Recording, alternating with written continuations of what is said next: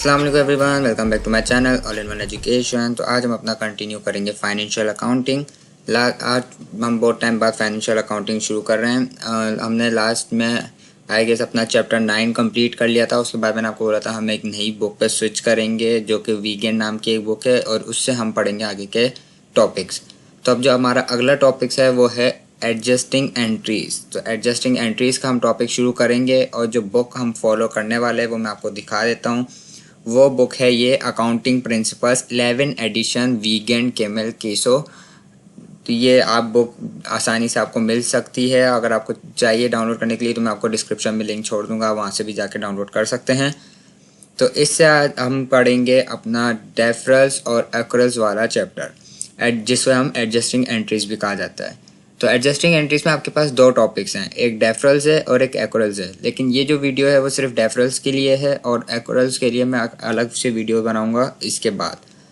तो डेफरल्स बेसिकली आपके पास जो एक अकाउंटिंग की टर्म है वो बेसिकली इसलिए यूज़ होती है जो आपके लॉन्ग पर्पस जो आपकी ट्रांजेक्शन होती है।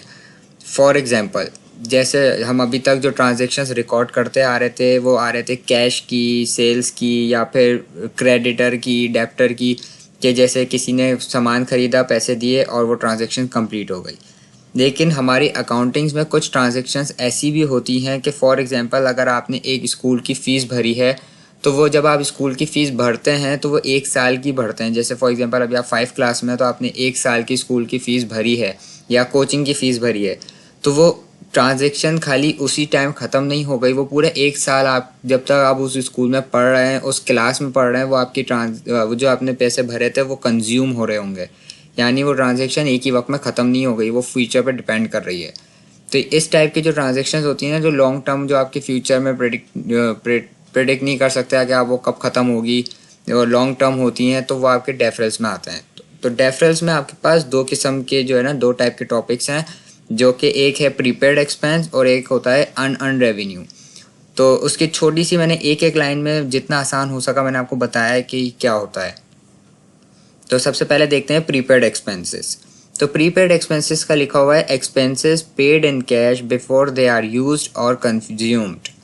तो ऐसे एक्सपेंसेस जो हम पे तो कर देते हैं लेकिन हम अभी तक उसको यूज़ नहीं करते या कंज्यूम नहीं करते। तो इस बात का क्या मतलब हुआ?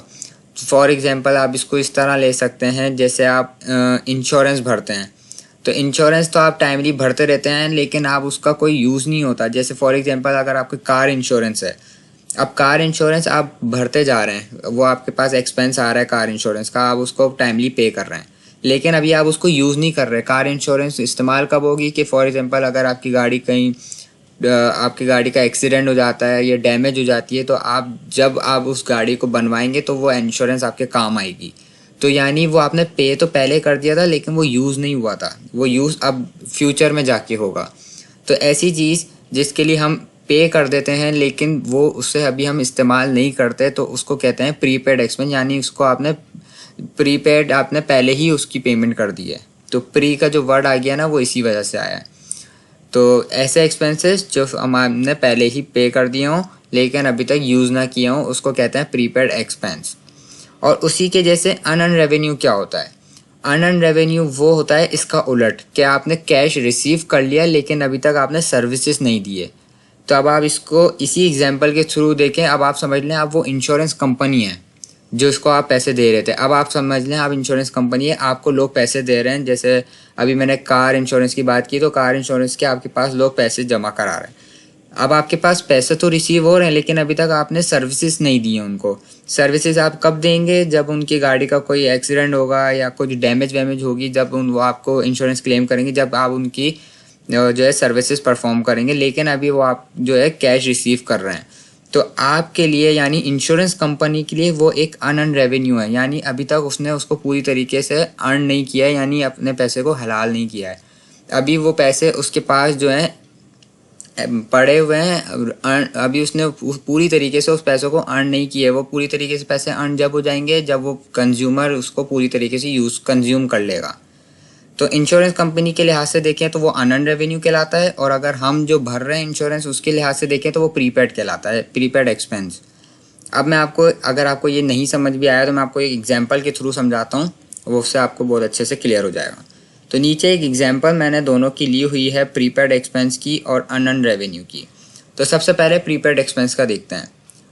अब आप फ़र्ज़ करें, मैंने यहाँ पे एक यूनिवर्सिटी की एग्जांपल ली है प्रीपेड एक्सपेंस में, कि आप एक यूनिवर्सिटी की फ़ीस भरते हैं, ठीक है। अब आप इसको इस तरह समझे कि आप भर रहे हैं फ़ीस, यानी या तो आप स्टूडेंट हैं या तो आप पेरेंट्स हैं, जो भी हैं।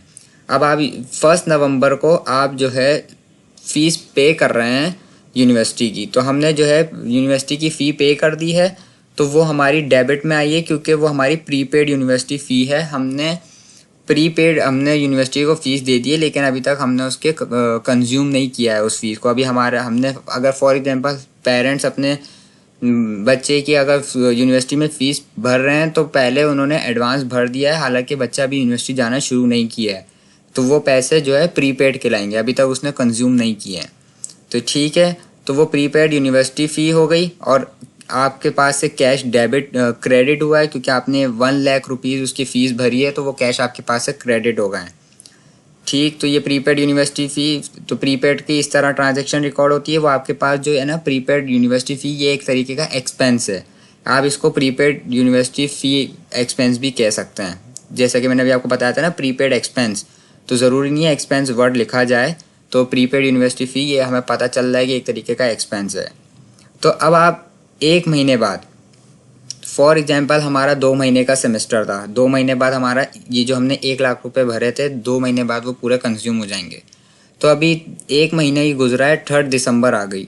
3 दिसंबर को यूनिवर्सिटी फ़ी एक्सपेंस हमारे ऊपर आया है 50,000, यानी 1 महीने में हमने जो है हमारे या तो स्टूडेंट ने या तो पेरेंट्स के जो बच्चा है उसने जो है आधी जो पढ़ाई है वो कर ली है यूनिवर्सिटी में, अब उसकी आधी पढ़ाई बाकी है। तो यानी उसने हाफ पेमेंट जो है कंज्यूम कर ली है, जो उसने यूनिवर्सिटी फ़ीस भरी थी उसमें से आधी फ़ीस जो है उसने कंज्यूम कर ली है। तो आपके पास हर महीने यूनिवर्सिटी का जो फ़ी एक्सपेंस आ रहा है वो आ रहा है 50,000। अब आपका यूनिवर्सिटी फ़ी एक्सपेंस तो आया है 50,000, क्योंकि एक्सपेंस जो है आपका डेबिट इन नेचर होता है, तो वो डेबिट साइड में लिखा जाता है जब भी आता है, बढ़ता है। तो यूनिवर्सिटी फ़ी एक्सपेंस आपके पास जो है 50,000 आया है, लेकिन अब वो जो है आपका प्रीपेड यूनिवर्सिटी फ़ी से डिडक्ट हो जाएगा, क्योंकि आपने पहले से ही यूनिवर्सिटी को फ़ीस भरी हुई थी 1 लाख रुपीज़। तो अब वो प्रीपेड यूनिवर्सिटी फ़ी में रह जाएगा सिर्फ 50,000, क्योंकि आपने 1 लाख में से 50,000 कंज्यूम कर लिए, क्योंकि आपकी यूनिवर्सिटी फ़ी एक्सपेंस आई थी 50,000। अब आपके प्रीपेड जो है वो सिर्फ 50,000 रह गए हैं, क्योंकि 50,000 आपने अर्न कर लिए हैं, यानी 50,000 आपने जो है सर्विसेज कंज्यूम कर लिए हैं, तो इसलिए वो 50,000 डिडक्ट हो गए। तो ये इस तरीके से प्रीपेड एक्सपेंस की हम जो है ट्रांजैक्शन रिकॉर्ड करते हैं। अब हम चलते हैं अनअर्न रेवेन्यू की तरफ। तो अनअर्न रेवेन्यूज़ में अगर हम देखें, अब आप जो है इसको आपने स्टूडेंट के रिस्पेक्ट से देखा था, अनअर्न रेवेन्यू को अब आप देखें यूनिवर्सिटी के रिस्पेक्ट से। फॉर एग्जांपल आप यूनिवर्सिटी चला रहे हैं और आपके पास जो है एक बच्चे ने एडमिशन कराया है 1 नवंबर को, तो आपके पास कैश रिसीव्ड हुआ है 1 लाख रुपीज़, यानी आपके पास डेबिट हुआ है कैश 1 लाख रुपीज़, और आपके पास अनअर्न रेवेन्यू भी 1 लाख रुपीज़ है, यानी आपके पास 1 लाख रुपीज़ आ तो गए, लेकिन अभी तक आपने सर्विसेज परफॉर्म नहीं की उसके रिस्पेक्ट, तो वो आपके लिए अभी होंगे अनअर्न रेवेन्यू, यानी अभी वो अनअर्न रहेंगे आपके पास। जब वो स्टूडेंट कंज्यूम करना शुरू कर देगा तो वो उसमें से डिडक्ट होते रहेंगे। अब उसी के जैसे यहाँ पर भी 2 महीने का सेमेस्टर था, 1 महीना यहाँ पे पूरा हो गया, तो यानी आधी फीस उसने कंज्यूम कर ली होगी स्टूडेंट ने, तो वो हमारे लिए अनअर्न रेवेन्यू में अब 50,000 रह जाएगा, और हमने जो अर्न कर लिया है वो 50,000 अर्न कर लिया है। तो यानी अब आप इसको इस तरह देख लें कि 50,000 रुपये हमारे लिए हलाल हो गए हैं, क्योंकि हमने उसके 50,000 रुपये की सर्विसेज उसको परफॉर्म कर दी है, तो अर्न रेवेन्यू हो गया वो। और अभी तक मेरे पास जो अनअर्न बाकी है वो 50,000 बाकी है। तो अनअर्न रेवेन्यू हमारा डिडक्ट हुआ है, तो वो डेबिट साइड पे लिखा जाता है जब भी डिडक्ट होता है, और जब हम सर्विसेज परफॉर्म कर देते हैं अर्न हो जाता है वो, तो वो हमारा क्रेडिट साइड पे लिखा जाता है। तो ये इस तरीके से छोटा सा कॉन्सेप्ट है अर्न रेवेन्यू का और आपका प्रीपेड एक्सपेंस का, तो ये कहलाता है डेफरल्स। उम्मीद करता हूँ आपको ये कॉन्सेप्ट समझ आ गए होंगे। तो अब इसी के जैसे आपकी वीकेंड वाली बुक में एक सवाल गिवन है एडजस्टिंग एंट्रीज का। अब मैं चैप्टर नंबर मेरे को याद नहीं है कौन सा है, मैं जो है आपको डिस्क्रिप्शन में या पे कमेंट सेक्शन में पिन कर दूंगा कि चैप्टर कौन सा है। और ये मैंने आपकी वीकेंड वाली बुक से ही ये सवाल उठाया है, ये एग्जांपल सॉल्व है आपकी वीकेंड में, लेकिन मैं आपको फिर भी सॉल्व करवा देता हूँ ताकि आपको समझ आ जाए किस तरीके से सॉल्व हुई है। तो डेफरल्स की पहली एग्जांपल है हमारे पास adjusting entries for deferrals. The ledger of Hammond company on March 31, 2014 includes these selected accounts before adjusting entries are prepaid.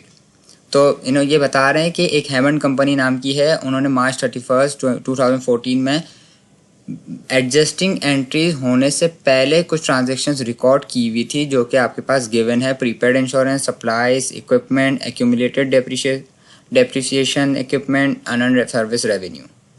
तो डेप्रिसिएशन आपकी वो होती है कि डेप्रिसिएशन का अभी तक हमारा टॉपिक नहीं आया है, वो आगे का टॉपिक है, लेकिन यहाँ पर गिवन है तो मैं आपको छोटा सा बता देता हूँ कि डेप्रिसिएशन वो होता है कि जब आप कोई एक चीज़ खरीदते हैं तो वक्त ब वक्त उसकी जो वैल्यू होती है वो गिरती रहती है, तो वो कहलाती है आपकी डेप्रिसिएशन। फॉर एग्जांपल, जब आप कोई एक गाड़ी खरीदते हैं तो एक साल बाद जब आप बेचने जाएंगे तो ज़रूरी नहीं जितने की ख़रीदी थी आपको उतने ही पैसे मिलें, या फिर जितने की ख़रीदी थी उससे ज़्यादा पैसे मिलें।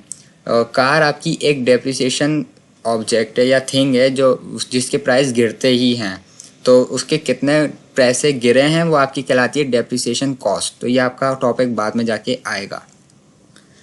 तो फिलहाल अभी मैं यहाँ पे छोटा सा लिखा होता तो मैंने आपको बता दिया। और analysis of the account shows the following. तो पहली है हमारे पास insurance expires at the rate of $100 per month.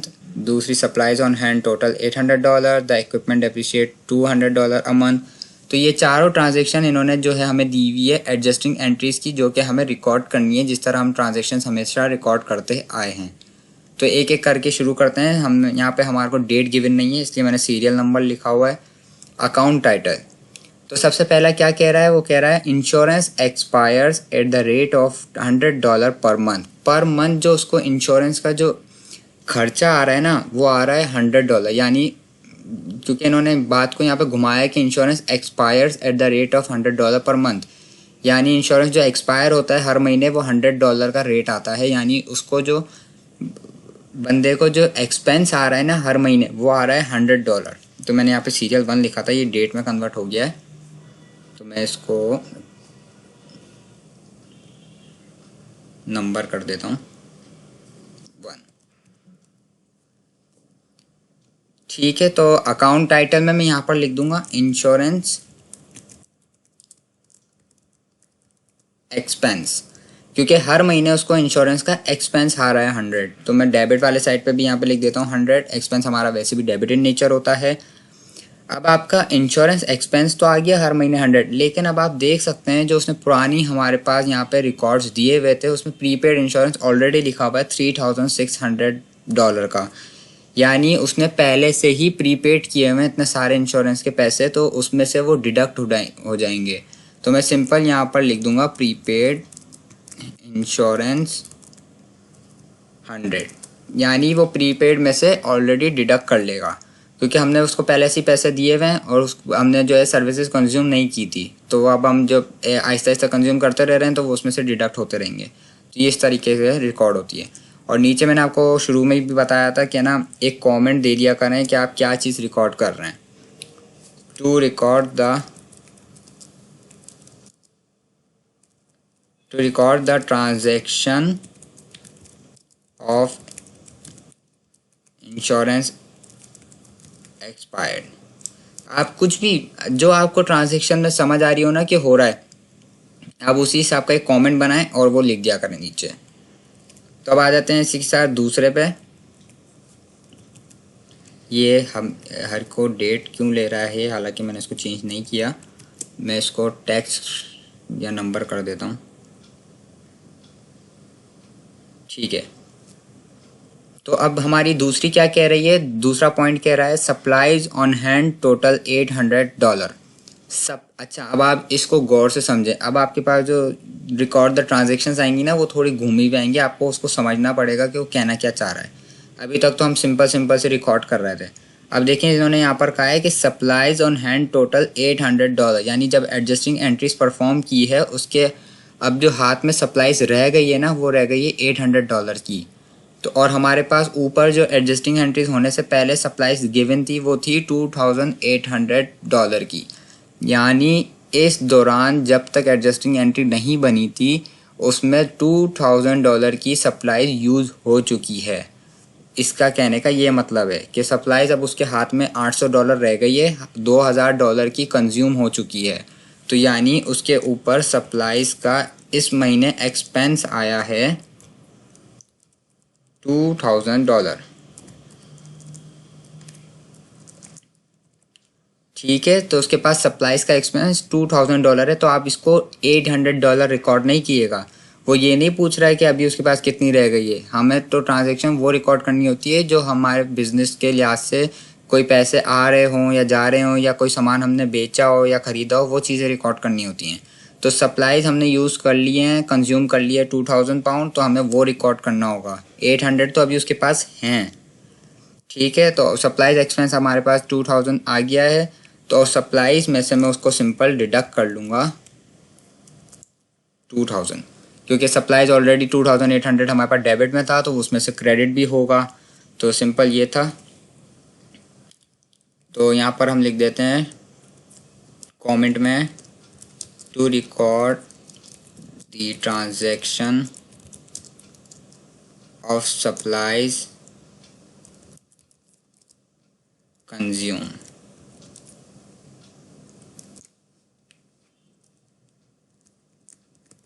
ठीक है, तो इसी के साथ तीसरे पॉइंट पे आ जाते हैं। तो तीसरा पॉइंट हमें क्या कह रहा है, the equipment depreciates $200 a month. तो मैंने आपको जैसे बताया था, डेप्रिशिएट वो होता है कि जो अमाउंट, जो वैल्यू उसकी गिर रही होती है किसी प्रोडक्ट की या किसी आइटम की। तो इक्विपमेंट, आप यहाँ पे खाली इक्विपमेंट लिखा हुआ है, आप उसको कुछ भी ले सकते हैं, वो इक्विपमेंट कुछ भी हो सकता है। तो उसकी जो पर मंथ कॉस्ट जो गिर रही है ना, वो $200 गिर रही है। तो यानी उस आइटम की उसको जो डेप्रिसिएशन एक्सपेंस आ रहा है, वो आ रहा है $200 अ मंथ। तो मैं यहाँ पर सिंपल लिखूँगा डेप्रिसिएशन एक्सपेंस कितना आ रहा है, 200, और 200 ही डिडक्ट होगा। डेप्रिसिएशन एक्सपेंस 200 आ रहा है, तो अब जो उसका जो डिडक्ट होता है ना, वो होता है एक्यूमुलेटेड डेप्रिसिएशन कहलाता है वो। यानी जब आपके डेप्रिसिएशन एक्सपेंस आता है हर महीने, तो जब आप उसको डिडक्ट यानी क्रेडिट साइड पे लिखते हैं, तो उसको कहलाते हैं एक्यूमुलेटेड डेप्रिसिएशन। और डैश डाल के उसके आगे आप इक्विपमेंट, यानी इक्विपमेंट की यहाँ पे डेप्रिसिएशन हम रिकॉर्ड कर रहे हैं, तो यहाँ पे इक्विपमेंट आ जाएगा। अगर हम किसी कार की कर रहे होते तो इक्विपमेंट की जगह पे कार लिखा हुआ होता। तो एक्यूमुलेटेड डेप्रिसिएशन।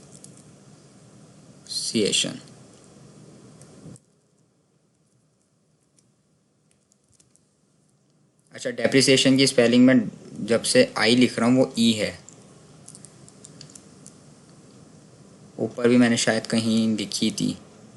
चलें, तो एक्यूमुलेटेड डेप्रिसिएशन भी 200 हमारे पास हो जाएगा। तो यहाँ पे भी मैं एक कमेंट लिख देता हूँ, to record transaction of depreciation. इसी के साथ हम अपने आखिरी पॉइंट पे आ जाते हैं, जो कि कह रहा है, during March services were performed for 1/2 of the unearned service revenue. जो उस महीने की अनअर्न्ड सर्विस रेवेन्यू थी 9200 जो हमें गिवन है, मार्च के महीने के दौरान उसने उसमें से वन हाफ यानी 9200 का आधा हिस्सा जो अनअर्न था, वो सर्विस रेवेन्यू वो उसने अर्न कर चुका था, यानी उसकी सर्विसेज वो दे चुका है। तो अब हम इसको किस तरह रिकॉर्ड करेंगे कि पहले तो अनअर्न, मैंने आपको बताया था जब भी अनअर्न सर्विस रेवेन्यू जब भी डिडक्ट होता है तो वो डेबिट वाले साइड पे लिखा जाता है। तो अनअर्न सर्विस रेवेन्यू 9200 है, तो इसका आधा क्या होगा, 4600। आधा हिस्सा उसने कंज्यूम कर लिया है। और नीचे मैं लिख देता हूँ सर्विस रेवेन्यू, या फिर आप इसकी जगह अन रेवेन्यू भी लिख सकते हैं कि यानी 4600 का उसने सर्विसेज परफॉर्म करके दे दी है। कमेंट लिख देते हैं, to record the transaction of earn revenue. तो आप इसको क्योंकि आपकी बुक में जो आंसर है जहाँ तक मुझे याद है उसमें सर्विस रेवेन्यू लिखा हुआ, तो इसलिए मैंने भी वही लिखा है। वरना इसकी जगह आप अर्न रेवेन्यू भी लिख सकते हैं कि यानी 4600 आपने अर्न कर लिए और 4600 आपके पास अभी भी अनअर्न बाकी हैं जो कि हलाल करना बाकी है। तो ये थी हमारी एग्जाम्पल फॉर डेफरल्स। तो इसी के जैसे हम एक्रोस का भी एक सॉल्व करेंगे और उसका भी कॉन्सेप्ट देखेंगे वो अगली वीडियो में। तो उम्मीद करता हूँ आपको ये कॉन्सेप्ट समझ आ गया होगा। और आपको कोई मुश्किल है तो, क्योंकि जो अकाउंटिंग के थोड़े मुश्किल टॉपिक्स हैं यही दो हैं, डेफरल्स और एक्रोस। इसमें लोगों को काफ़ी प्रॉब्लम्स होती हैं जो हमारे कोर्स आउटलाइन के हिसाब से। तो अगर आपको कोई भी इशू आ रहा है तो आप कमेंट सेक्शन में पूछ सकते हैं, मेरे से जितना जल्दी हो सका मैं आपको रिप्लाई करूँगा। तो मैं आपको एक दफ़ा दिखा देता हूँ ओवरव्यू। ये हमारी एडजस्टिंग एंट्रीज थी, दो टाइप की, प्रीपेड और अनअर्न। ये इसकी एग्जांपल्स अगर आप पॉज करके कुछ देखना चाहें, और ये हमारी एग्जांपल थी और ये इसका सॉल्यूशन। तो मिलते हैं अब अगली वीडियो में, तब तक भी अपना ख्याल रखें, चैनल को सब्सक्राइब कर दें, बेल आइकन को हिट कर दें ताकि जब भी कोई वीडियो का नोटिफिकेशन आपको आ जाए। तब तक के लिए अल्लाह हाफ़िज़।